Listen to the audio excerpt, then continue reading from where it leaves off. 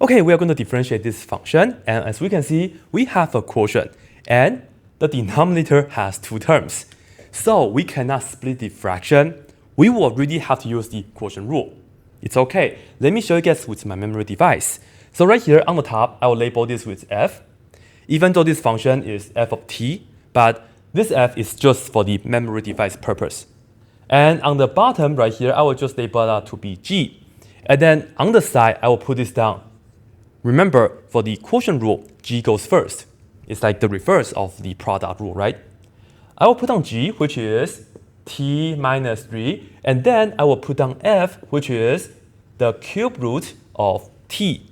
But as you all know, in calculus, we almost always look at the radicals as powers, right? So that's actually the same as t raised to the 1/3 power. And then from here, let's go ahead, differentiate this and that so we can get all the ingredients that we need. Right here, g prime, the derivative of that, the derivative of t is just 1. The derivative of -3 is 0, so that's all we have. Next, f prime. We have t to the 1/3 power, so let's go ahead, bring the power to the front, and then minus 1. And we will have 1/3 t raised to the 1/3 minus 1, which is -2/3 power. And maybe at the moment, I just want to leave it as how it is. I'm not going to bring this down to the denominator yet, right? And now, I will come back here and then I will kind of construct the quotient rule. So let's see f prime of t, the derivative of that. Remember, before we do anything, let's go ahead and square the denominator. So I will put down t minus 3 in the parentheses. I will square that right away. And then on the top, you know, it's going to be from here for the top. You first take g times f prime, namely the bottom function, times the derivative of the top. And if you write things down like this, I think everything will be more clear. Let me put down t minus 3, which is the bottom function, times the derivative of the top. And we have 1/3 t to the -2/3 power. And then, remember, for the quotient rule, unlike the product rule, here we will have to subtract. And you go the other direction, this times that. Remember, the original is t to the 1/3 power, right? And then times 1. So let me just put this down. T to the 1/3 power times 1. And now, this is what we have. And this is pretty much the calculus part. As you all know, the rest is just a bunch of algebra to simplify the expression. Don't worry, we can do it, because I know you guys are watching my video, so you can do it too. Anyway, let's see. For this part, let's go ahead and distribute this backwards. And you have to do it really carefully. Right here, this is like saying t to the first power. When you have this times that, we can, of course, write down the 1/3 first, but t to the first power times t to the -2/3 power, you add the exponents. 1 plus -2/3, and you get positive 1/3. T to the positive 1/3. Once again, we do 1 plus -2/3 because we're multiplying this and that. So you add the exponents, and you get 1/3 for the new power.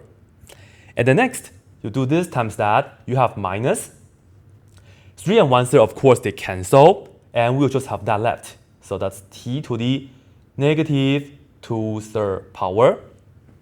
And then lastly, we have negative this times that, which is just minus t to the positive 1/3. And then this is on the top, and all over t minus 3 to the second power. And as you know, we have to simplify more. And one of the things that we can do is, of course, this term minus that term. Well, this is like saying minus 1, right? And minus 1 is like saying 3/3. So let's go ahead and get the common denominator right here. So that I can do 1/3 minus 3/3.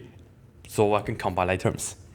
So this and that, we get -2/3 and you maintain the t to the 1/3 power.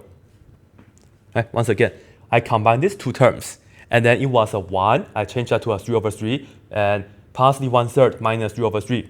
We get that. And then for this, we have minus t to the negative 2/3 power all over that, which is t minus 3 squared. So this is so far so good, right? However, we do have complex fraction, and this is how we usually take care of expressions. The usual rule is we should not have complex fractions. Well, you notice we have a negative 2/3 right here, and then over that. So that's a complex fraction. But more importantly, t to the negative 2/3, this is technically 1 over t to the positive 2/3. So this is also a little fraction. So we have to do two things. Let me go ahead and multiply the top and bottom by, first, this 3. Right? Multiply 3. And second thing is, we are also going to multiply t to the positive 2/3. Why? Because once again, this is saying 1 over t to the positive 2/3. So this is also a small denominator on the top of this fraction right here. Remember, you multiply the top and bottom by the LCD, the lowest common denominator. So that's why we multiply by that. And of course, we do the same thing on the bottom as well. Don't worry, we are almost done. Anyway, you distribute this backwards. And let me just put this down right here for you guys. Let's do the easy part first, the bottom. So we have, perhaps I can put that in the front, 3t to the 2/3 power times that, t minus 3 to the second power. And then do the top. This times that, the 3's cancel, so I will have minus 2. And then do this carefully, t to the 1/3 power times t to the 2/3 power. What do? We add the exponents. So 1/3 plus 2/3, we get 3 over 2, which is 1. So it's t to the first power.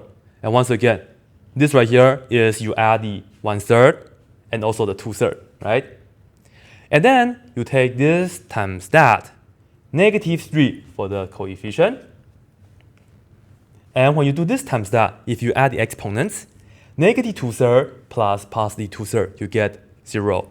So you have t to the 0th power, which is just 1, which you don't have to put that down.